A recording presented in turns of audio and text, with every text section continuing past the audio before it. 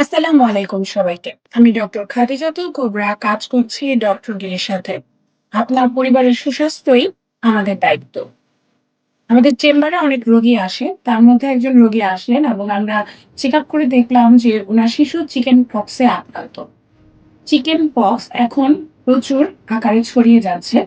ঘরে, ঘরে অনেক শিশুরাই কিন্তু এতে আক্রান্ত হচ্ছে।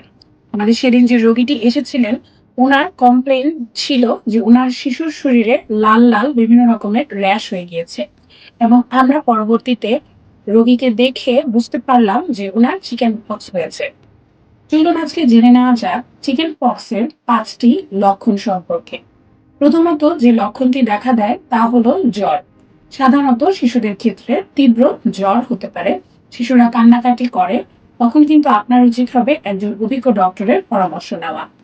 দ্বিতীয়ত যে লক্ষণটি দেখা দেয় সেটি হলো মাথা ব্যথা। শিশুরা কোনোভাবে বলতে পারে না যে তাদের মাথা ব্যথা করছে।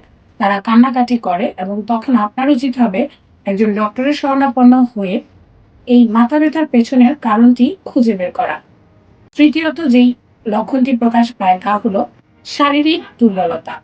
শিশুরা শারীরিকভাবে প্রচন্ড দুর্বল হয়ে পড়ে।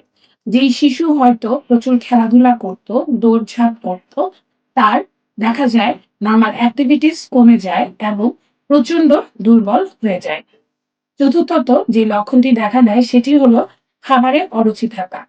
সাধারণত শিশুরা এমনিতেই খাবারে একটু অরুচি দেখিয়ে থাকে। তাই শিশুদের খাবারে অরুচি দেখলে বাবা-মায়েরা এটাকে খুবই নরমাল ভাবে নিয়ে থাকেন। কিন্তু এই খাবারে অরুচি চিকেন পক্স এর লক্ষণ হতে পারে, তা বুঝতে হলে অবশ্যই আপনাকে একজন অভিজ্ঞ ডক্টরের শরণাপন্ন হতে হবে। সর্বোপরি যে লক্ষণটির কথা বলব সেটি হলো শরীরে গুটি, গুটি বা দানা, দানা র‍্যাশ জাতীয় দেখা দেয়। এই জাতীয় লক্ষণ যদি আপনার শিশুদের মধ্যে দেখা দেয়, তাহলে অবশ্যই আপনার উচিত হবে একজন অভিজ্ঞ ডাক্তারের পরামর্শ নেওয়া।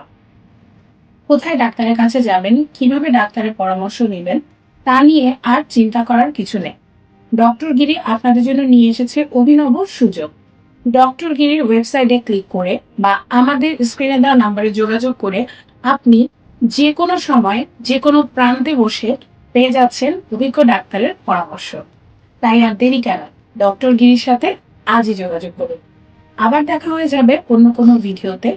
ততক্ষণ পর্যন্ত সবাই ভালো থাকবেন, সুস্থ থাকবেন এবং চিকেন পক্সের এই লক্ষণগুলো দেখা দিলে মোটেও দেরি করবেন না। অবশ্যই ডাক্তারের শরণাপন্ন হবেন। আমরা তো আছি। ধন্যবাদ সবাইকে। আসসালামু আলাইকুম।